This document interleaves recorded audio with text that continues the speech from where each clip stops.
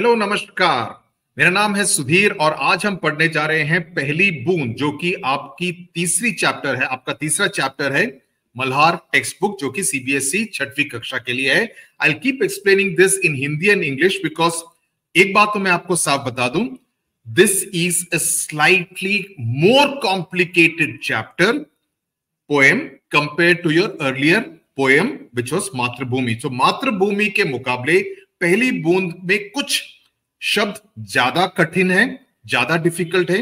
So therefore I will keep explaining this with English meaning ताकि आपको समझ में आ जाए and then we will do the question and answers. तो मैं थोड़ा धीरे पढ़ाऊंगा, अगर आपको लगे कि मैं धीरे पढ़ा रहा हूं तो आप इसको 1.5x स्पीड पे भी देख सकते हैं। Okay, you can see this eight 1.5x speed also. So let's get started. पहली बूंद, and I will keep telling you each and every word meaning. वह पावस का प्रथम दिवस जब पहली बूंद धरा पर आई, अंकुर फूट पड़ा धरती से, नव जीवन की ले अंगड़ाई। What does it mean? Now पहली बूंद, obviously I mean from the title, let me start from the title itself.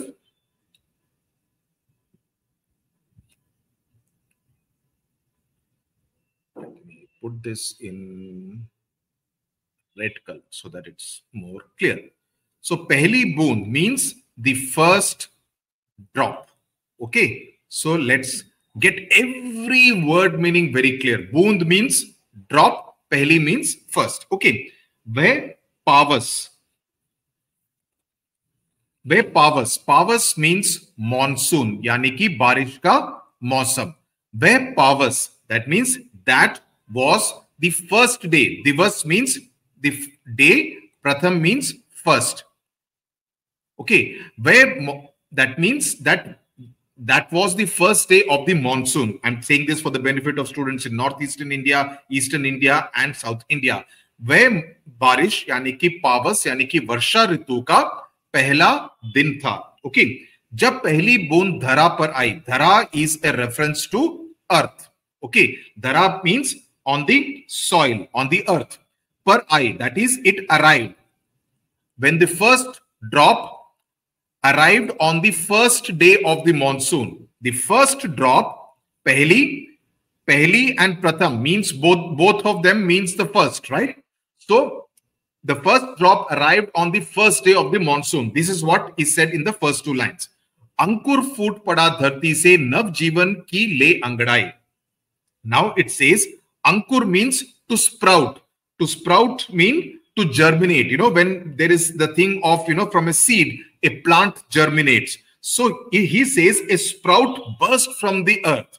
That means, you know, as soon as the drop thing, it must have fallen on a seed and it immediately sprouted up. It immediately burst up. So ankur is a reference to sprout.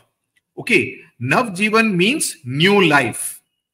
New life came, I mean, li angadai means, you know, it almost like stretched itself like a little baby. You know, when it is kind of coming to life, it will kind of stretch itself. Or have you seen little puppies? You know, they're so cute and they kind of, you know, do this when they are waking up from sleep. So this is to say it stretched itself.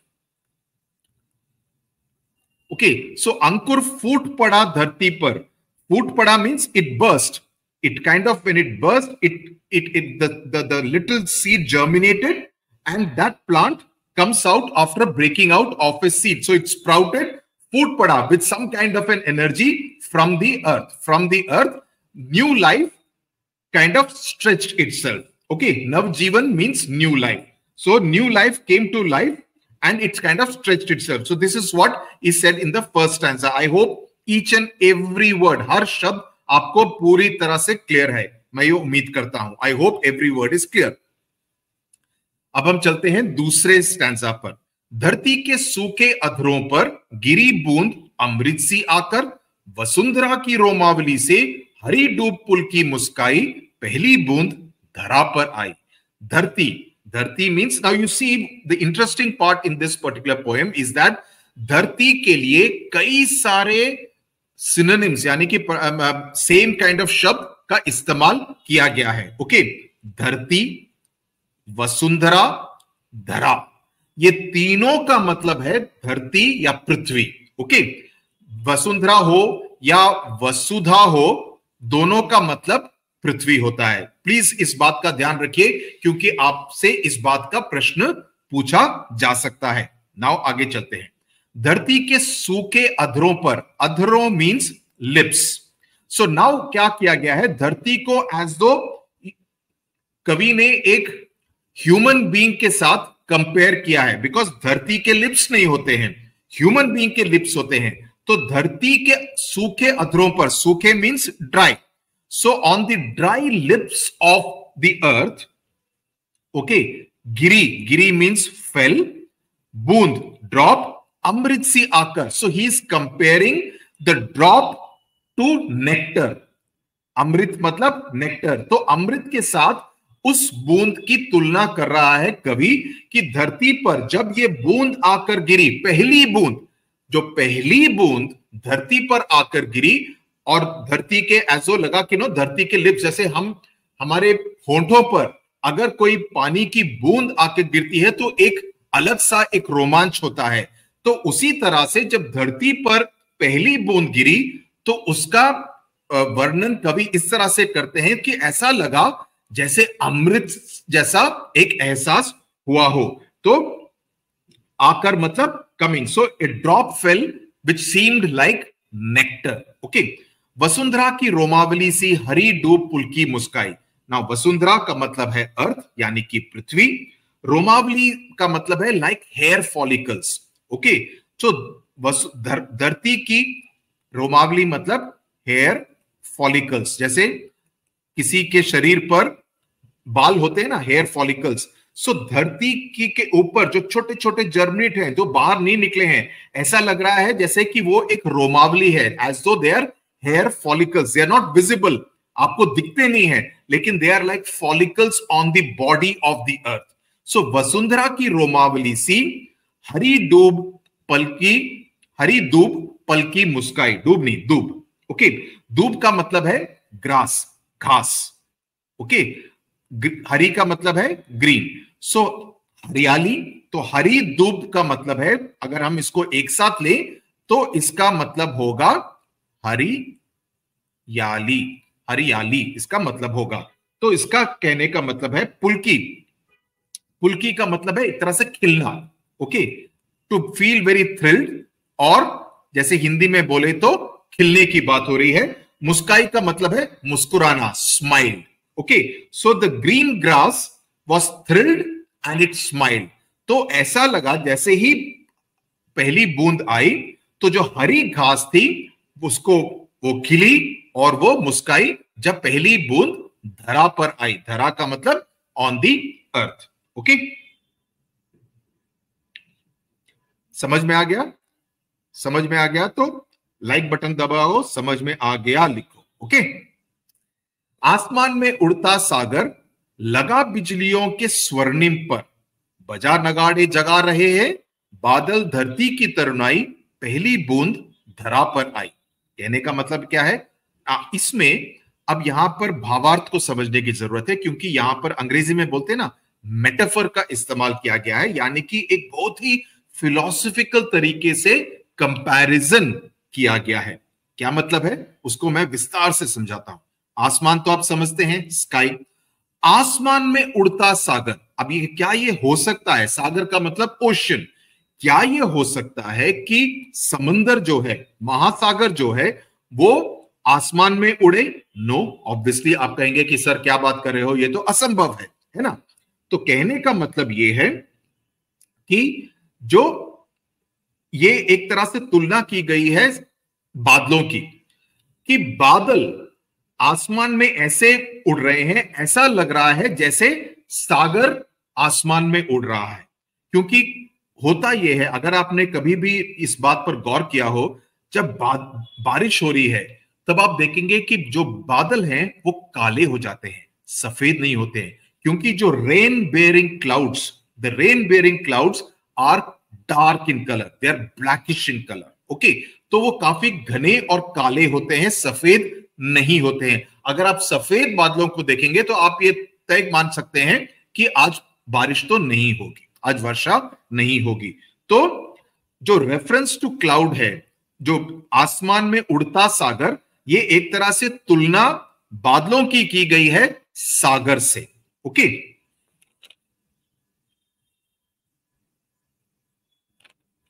या तो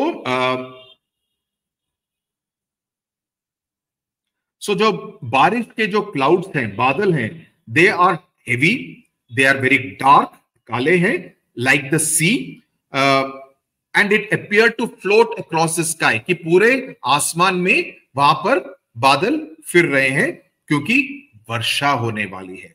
लगा बिजलियों के स्वर्णिम पर, लगा मतलब it seemed, कि ऐसा लगा, बोलते हैं ना कि मुझे लग रहा है बारिश होगी, लगा मतलब seemed, for people who will understand it in English. लगा बिजलियों के स्वर्णिम पर, बिजलियों मतलब लाइटनिंग, होता है ना जब बारिश हो रही होती है, थंडर एंड लाइटनिंग होती है, बिजली कड़कती है, राइट, बादल गरजते हैं, थंडर एंड लाइटनिंग जिसको बोलते हैं अंग्रेजी में। सो बिजलियों का मतलब है लाइटनिंग, और जब लाइटनिंग होती है उसका रंग क्या होता है? उसका रंग होता है सुनहरा, यानी कि स्वर्णिम, यानी कि golden. So the colour of the lightning, many times it can also be silver, white in colour, but many times it is actually golden. Okay, so लगा बिजलियों के स्वर्णिम पर मतलब विंग्स। ओके, पर means wings. Can you see it in red or should I make it blue? Okay, so this is wings. Okay, I'll write it here, wings. Okay, per means wings. उसके बाद ऐसा लग रहा था कि पूरा जो एक सागर पूरे आसमान में फिर रहा है, ऐसा लग रहा था कि उसके पास स्वर्णिम पर आ गए हैं। ओके, जो कि बिजली गिरा रहे हैं। बजा नगाड़े जगा रहे हैं, बजा मतलब बीटिंग, ढोल, वो नगाड़ा इज ए म्यूजिकल इंस्ट्रूमेंट जो कि राजस्थान में काफी प्रचलित है। सो नगाड़ा इज ए म्यूजिकल इंस्ट्रूमेंट, इस तरह का एक ड्रम होता है। ओके, आगे फोटो भी है। ओके, मैं आपको दिखाऊं यहाँ पे, अगर आप अभी देख लेंगे तो आपको आइडिया अच्छा हो जाएगा। कहां गया ये, दिस इज कॉल्ड ए नगाड़ा। तो इसको डम डम डम डम डम करके बजाते हैं। Okay, so this is called a नगाड़ा। तो आपको अभी आइडिया हो जाएगा तो बेहतर रहेगा, आपको समझने में आसानी होगी। ओके, मजे से पढ़ो, कोई टेंशन वाली बात नहीं है। ओके, इसके बाद मैं और भी बहुत कुछ करूंगा, डोंट वरी, आपका 6th क्लास मेरी जिम्मेदारी। सो ड्रम्स को बजा रहे थे। ओके, जगा रहे थे मतलब उनको जगा रहे थे, अवेकनिंग। Okay, awakening. बजा रहे थे मींस बीटिंग, जैसे मैंने अभी आपको दिखाया ना, तो नगाड़ों को इस तरह से पीटने वाला एक एहसास होता है। बादल धरती की तरुणाई, तो the drums are beating and awakening. बादल मतलब क्लाउड्स, तरुणाई मतलब यूथ, तरुणाई मतलब जो कम उम्र का यूथ। तो the clouds are awakening the youth of the earth. जब वो नया पौधा निकलेगा, नई घास निकलेगी, तब कैसा होगा? बिल्कुल हरा हरा रहेगा, बिल्कुल युवा उम्र में रहेगा, काफी यंग रहेगा। तो जो पहली बूंद का असर ये होता है कि ये जो बादल जिसमें से पहली बूंद धरती पर आकर गिर रही है, वसुंधरा पर आकर गिर रही है, धरा पर आके गिर रही है, मैं इसलिए बार बार आपको रिपीट कर रहा हूं ताकि आपके दिमाग में ये रजिस्टर हो जाए। आप एक स्पॉन्ज की तरह हैं, आप पूरा इसको एब्सॉर्ब कर लें। ओके, तो बादल से जो पहली बूंद निकलती है तो उससे एक तरह से धरती की, धरा की जो तरुणाई है, जो कम उम्र वाली घास है, वो एक तरह से उभर कर आ रही है, पहली बूंद धरा पर आई। ओके, सो ये कह रही है। तो पहले ये जो लाइंस हैं, इससे एक तरह से एक आपको एक एहसास हो जाएगा, अरे कितना सुंदर दृश्य है, वर्षा होने वाली है, भारी वर्षा होने वाली है। और पहली बूंद का इस तरह का एक रोमांचक, इस शब्द का आप इस्तेमाल अपने उत्तर में कीजिएगा तो आपके जो टीचर हैं वो काफी इंप्रेस हो जाएंगे। रोमांचक, रोमांचक। ओके, रोमांचक। I hope I am getting the spelling right. Okay, रोमांचक या रोमांचक। सो एक तरह का, जैसे इंग्लिश में बोलते हैं ना, विजुअल स्प्लेंडर। एंड जो बिजली है वो उस काले काले बादल को एक तरह से उज्ज्वलित करती है, उसमें एक तरह से लाइटनिंग आ जाती है, उसमें एक तरह से it kind of lights up the entire dark cloud. So इससे क्या होता है, इन लाइनों से आपके मन में आएगा, अरे वाह क्या दृश्य है, इट्स ऑलमोस्ट इंटिमिडेटिंग। कि पूरी बारिश होने वाली है, घर में जाओ, घर में बैठ के चाय पकौड़ों के साथ इस दृश्य को देखो जब पूरे काले काले घने घने बादल हैं, बिजली कड़क रही है, राइट, बिजली कड़क रही है और भारी बारिश होने वाली है। और यहां पर जब धरती पर पहली बूंद गिरती है तो उसका किस तरह से असर पड़ता है और पूरी तरफ हरियाली छाने वाली है। तो एक तरह से एक एक वातावरण बना दिया है कवि ने कि इस तरह का एक पूरा ट्रांसफॉर्मेशन हो रहा है पूरी धरती पर। ओके, एंड दूसरी बात देखें, इससे एक और बात हमें पता चलती है कि बादल और बिजली, ओके, ये दोनों ही वातावरण के काफी शक्तिशाली एलिमेंट्स हैं, ये काफी शक्तिशाली फोर्सेस हैं। ओके, आगे चलते हैं, यहां तक मैं उम्मीद करता हूं पूरी तरह से समझ में आ गया। नीले नयनों सा ये अंबर, काली पुतली से ये जलधर। नाउ नीले means what? Blue colour, right? It is referring to blue colour. Okay, नयनों सा, नयनो is referring to eyes. Okay, so पहले earth was compared to lips, this sky is being referred to ice. Okay, amber is a reference to the sky, आसमान। okay, amber means वो एक गाना है ना, नीले नीले अंबर पर चांद जब छाए, प्यार बरसाए हमको तरसाए, ऐसा कोई साथी हो, ऐसा कोई प्रेमी हो, प्यास दिल की बुझा जा रे, नीले नीले अंबर पर चांद जब छाए, और आए, आए है छाए जो भी है। ओके, सो वो एक गाना था, आई थिंक अमित कुमार का था, जो कि किशोर कुमार के बेटे थे। एनीवे, बहुत पुराना मूवी है। So he says this sky which is like blue eyes, काली पुतली से ये झलधर। ओके, काली का मतलब आपको मालूम है ब्लैक, पुतली का मतलब, पुतली से मतलब स्लेंडर। ओके, स्लेंडर, एंड वो दूसरी बात हो गई कि इट इज ऑल्सो काली पुतली से it is a reference to the black clouds. Okay, पुतली से का मतलब ये भी हो सकता है कि जो आंख का सेंटर भी मान सकते हैं, but generally it's a reference, इसको एक साथ करके देखें तो इसका मतलब है ब्लैक क्लाउड्स। ओके, ये जलधर, जलधर का रेफरेंस है, it is reference to the clouds. जल, दैट इज जल से भरा हुआ, so that is cloud. So काली पुतली से, so it is like a black eye in the sense, I mean how do explain? नीले नयनो, the sky has been referred to as a eye, the cloud which is dark in color is in the center, the black, the inside the round or the black of the eye is reference to the black cloud. So it is the black in color, putli se reference to the center of the eye, in the eyes which is the sky. Okay, so jaldhar is a reference to the clouds. इसीलिए मैंने बोला थोड़ा सा confusion है। जलधर का मतलब also it means containing water. जल मतलब पानी, धर मतलब विच इज बेयरिंग वाटर। करुणा विगलित अश्रु बहाकर धरती की चिर प्यास बुझाई। ओके, एज आई सेड, ये थोड़ा सा कॉम्प्लेक्स है, मातृभूमि से कई ज्यादा कॉम्प्लेक्स है, सो ध्यान से सुनना।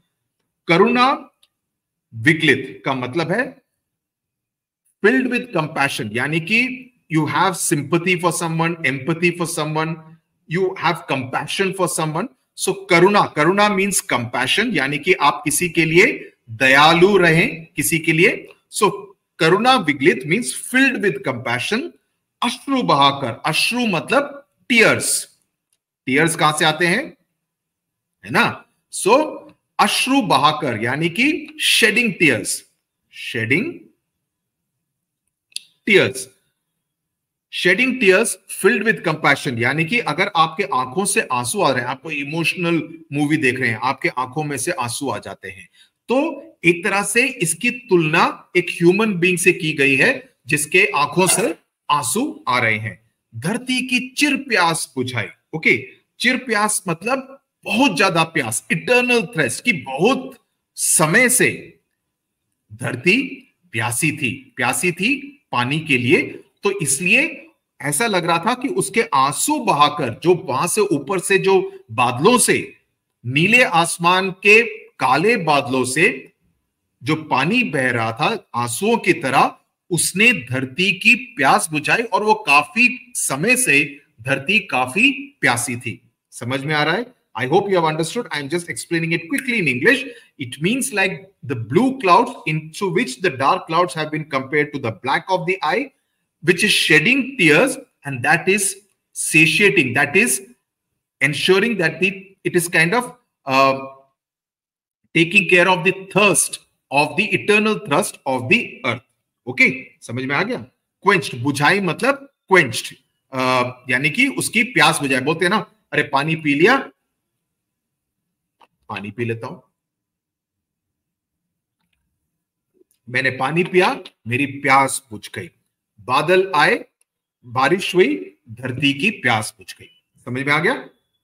बड़ी धरती शस्य श्यामला बनने को फिर से ललचाई, पहली बूंद धरा पर आई। क्या मतलब है आखिरी 3 लाइनों का? बड़ी मतलब ग्रोन, यानी कि growing. Burhi, Burhi, sorry not बड़ी, बड़ी होना चाहिए, बूढ़ी क्यों है? I hope it's not I am just hoping it's not typing printing error. बूढ़ी धरती शस्य श्यामला, मेरा मतलब था ये बड़ी वाला होगा। एनीवे, शस्य श्यामला, शस्य श्यामला is rich in crops. Okay, ये वाला जो वर्ड है इसको हम बाद में भी देखेंगे अपने क्लास में भी, जब चर्चा हो जरा इसको देख लेना, बूढ़ी है या बड़ी है। ओके, बनने को फिर से ललचाई, बनने को मतलब टू बिकम, फिर से ललचाई means to yearn, it really wishes to. ललचाई मीन्स इट यर्न्स टू या इट विशेस टू। ओके, जो भी आपको समझ में आता हो। सो वो फिर से it wanted to become lush green. Shasya Shamala means rich in crops with complete greenery. Okay, so that's what it wanted to become, lush green. It desired, there was a desire in the earth to become lush green again, कि यानी कि उसमें वो लालसा थी, उसमें वो इच्छा थी। सो ये कविता लिखी है गोपाल कृष्ण कौल ने। आपको सभी कवियों के नाम याद होने चाहिए। तो इस कविता से पता क्या चलता है कि जो पूरी हरियाली है उसका वर्णन किया गया है, स्पेशली आखिरी स्टैंजा में। तो पहली बूंद से इतना ट्रांसफॉर्मेशन हो जाता है धरती के ऊपर। सो इट इज सिंबॉलिक ऑफ, एक तरह से इंग्लिश में बोले तो रिन्यूअल, कि फिर से जीवन आता है। जो पूरा वातावरण है उसको एक तरह से फिर से एक जोश पैदा हो जाता है, और धरती की प्यास पूरी तरह से बुझ जाती है, और पूरी चारों ओर एक तरह से आनंद का वातावरण आ जाता है। समझ में आ गया? अब चलते हैं इनके कवि से परिचय। धरती के सूखे अधरों पर पहली बूंद के गिरने का अद्भुत, अद्भुत मतलब फैसिनेटिंग दृश्य, मतलब सीनरी, रचने वाले मीन्स टू क्रिएट, बाल साहित्यकार। Now he used to write for children, कि बच्चों के लिए काफी लिखते थे। गोपाल कृष्ण कौल, जिनका कि जन्म 1923 में हुआ और उनकी मृत्यु 2007 में हुई, ने बच्चों के लिए देश प्रेम, दैट इज पेट्रियोटिज्म, प्रकृति यानी कि एनवायरनमेंट, और जीव जंतुओं, that is plants and animals से जुड़ी बहुत सी मनोरम कविताएं लिखी हैं। That is he has written very interesting poems about all these subjects. अपनी एक अन्य कविता हम कुछ सीखें, that is we should learn, let's learn, में वे कहते हैं देश हमें देता है सब कुछ, हम भी तो कुछ देना सीखे। That the country gives us so much, let us also learn to give the country something. So he is known for his very patriotic poems, और इसके बारे में, इसके लिए उनकी काफी चर्चा की जाती है। अब हम आते हैं प्रश्नों पर। मेरी समझ से नीचे दिए गए प्रश्नों का सटीक उत्तर कौन सा है? सटीक मतलब करेक्ट और द मोस्ट अप्रोप्रिएट। ये एक नया शब्द है, आप इसको सीख लें, करेक्ट या अप्रोप्रिएट, मोस्ट अप्रोप्रिएट। और उसके सामने तारा बनाए। कविता में नवजीवन में की ली अंगड़ाई, इसके लिए प्रयुक्त हुआ, किसके लिए प्रयुक्त हुआ है? Means for what word it has been used? बादल, दैट इज नवजीवन ने ली अंगड़ाई, अभी भी मैंने समझाया है। बादल के लिए नो, बूंद के लिए नो, अंकुर या पावस? द करेक्ट आंसर इज अंकुर। ओके, दैट फॉर अंकुर it has been use, that नवजीवन ने, इट हैज स्प्राउटेड ना। सो अंकुर शब्द का इस्तेमाल इस नवजीवन ने ली अंगड़ाई के लिए इस्तेमाल किया गया था पहले स्टैंजा में। नीले नयनों सा ये अंबर, काली पुतली से ये जलधर। में काली पुतली है कौन? बारिश की बूंदे। वृद्ध धरती, वृद्ध का मतलब होता है ओल्ड, ओल्ड अर्थ। ओके, वृद्ध का मतलब old. I mean these are all, कई आप में से कई लोगों के लिए नए शब्द होंगे, तो नए शब्द सीख लो, एक नोटबुक में लिख लो, ताकि आप इसका इस्तेमाल अपने उत्तरों में भी कर सकते हैं। आपके उत्तर ज्यादा अच्छे पढ़ने में लगेंगे। नगाड़ा या बादल, इसका करेक्ट आंसर है बादल। ओके, मिलकर करे सम्मिलन। कविता की कुछ पंक्तियां नीचे दी गई हैं, इन पंक्तियों में कुछ शब्द रेखांकित हैं, यानी कि अंडरलाइंड है। दाहिनी और, that is on the right hand side, रेखांकित शब्दों के भावार्थ यानी कि द सेम मीनिंग दिए गए हैं, इनका मिलान कीजिए। Match the following. सो आसमान में उड़ता सागर, लगा बिजलियों के स्वर्णिम पर। यानी कि आसमान में उड़ता सागर, मैंने क्या कहा था? That it is being compared to what? It is being compared to बादल। बजा नगाड़े जगा रहे हैं बादल धरती की तरुणाई।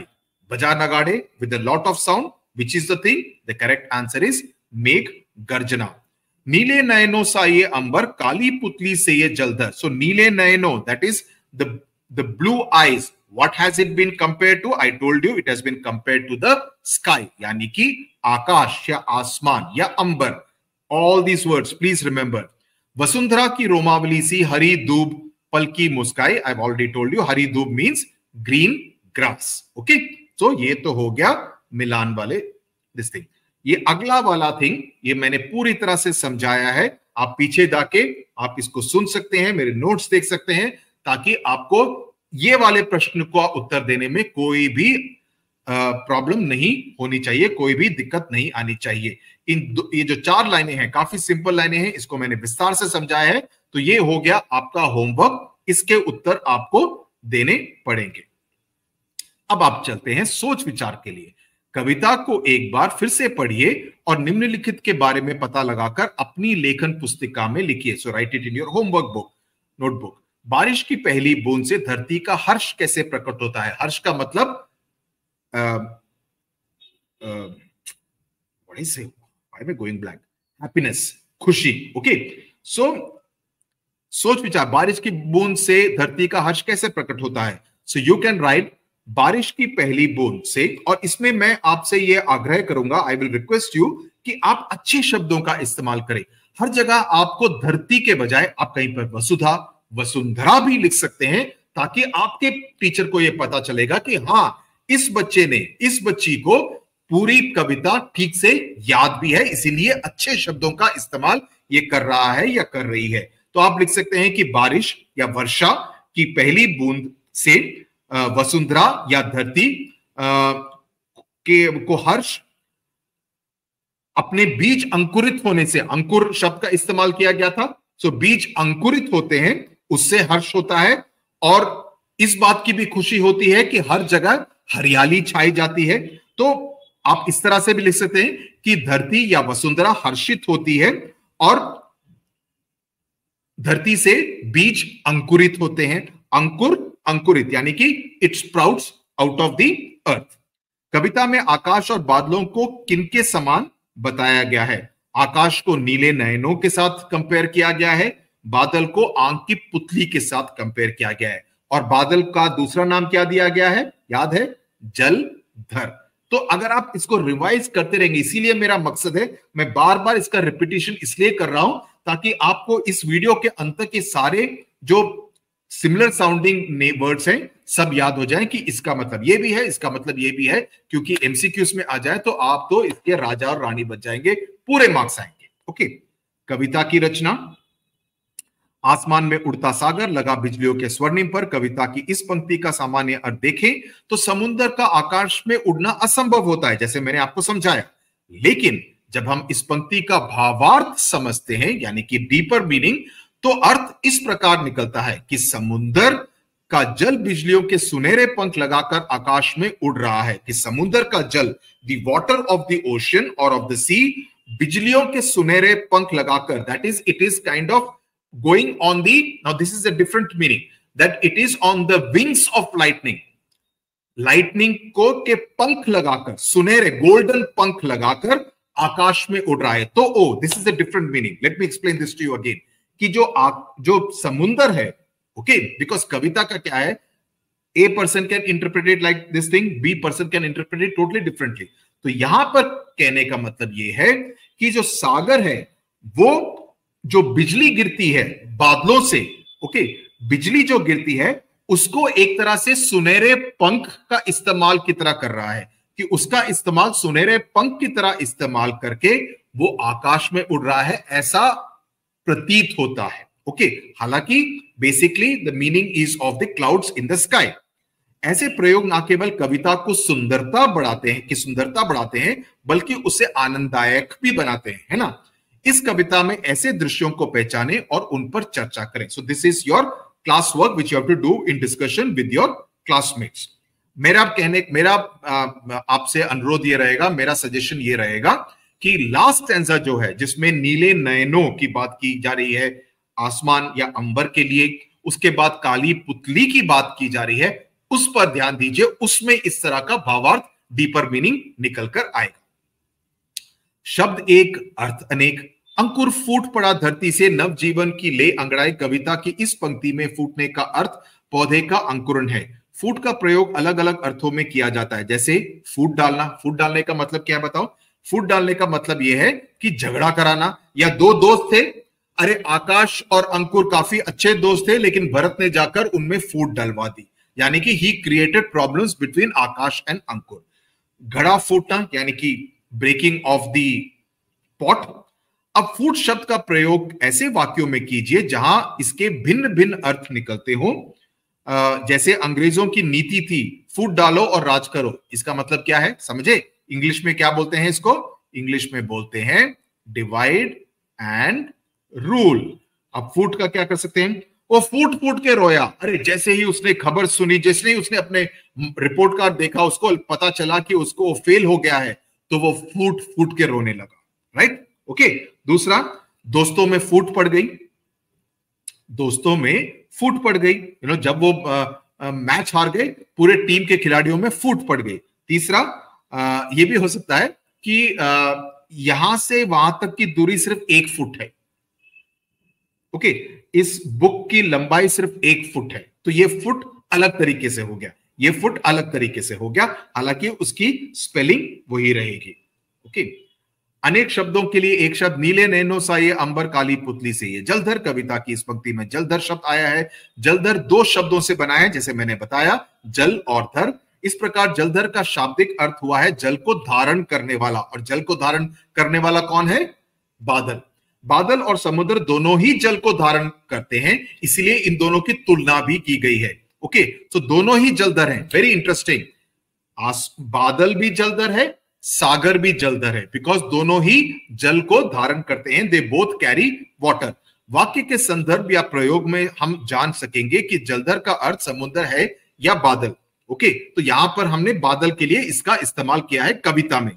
शब्दकोश या इंटरनेट की सहायता से धर को मिलकर कुछ शब्द और उनके अर्थ ढूंढकर बनाए। तो आप धर के साथ दूसरा कोई शब्द हो, आप डिक्शनरी में ढूंढिए और उसके साथ उसको नए शब्द बनाइए। ये आपका प्रश्न नंबर 2 फॉर होमवर्क।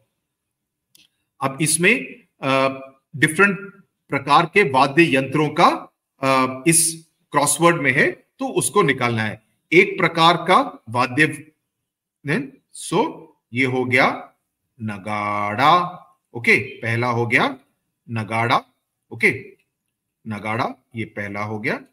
आंख के लिए एक अन्य शब्द, आंख के लिए एक अन्य शब्द, तो ये हो गया नयन। ये हो गया 2 नयन।